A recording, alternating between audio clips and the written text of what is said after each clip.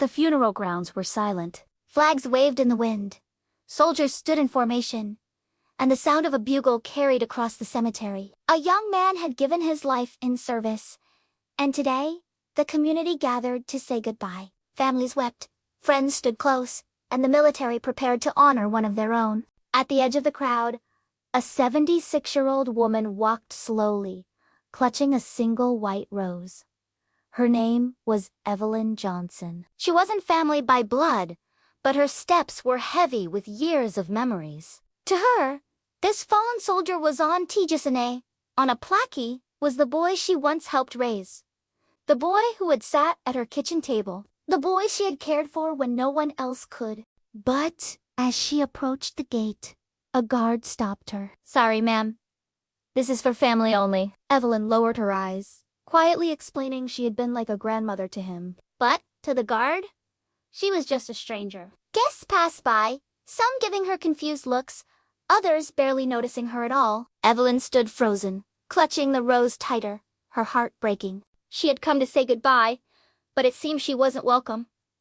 And then, something happened. A young soldier in uniform spotted her. He paused, looking at her face, tilting his head as if trying to remember. Then, he stepped forward and said, "Wait, I know who she is."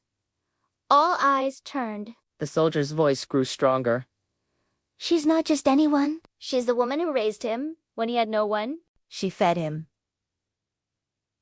She clothed him. She gave him a home when the world turned its back."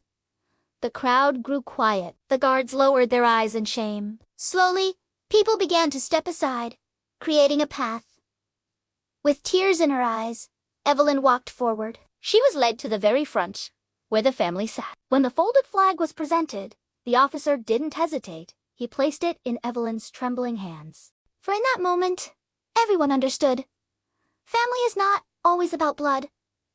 Later, a letter was read aloud. It was written by the fallen soldier before his last mission. In it, he had written, "If anything happens to me, make sure Evelyn Johnson is there. She's the reason I became who I am. She's my real family." At those words, the crowd wept. Evelyn's quiet love, once overlooked, was finally honored in the way it always should have been. This wasn't just a funeral. It was a reminder some heroes never wear uniforms. Some don't fight on the battlefield. Some fight quietly, with love, patience, and sacrifice. Evelyn Johnson was one of those heroes. And because one young soldier spoke up, her story was finally told.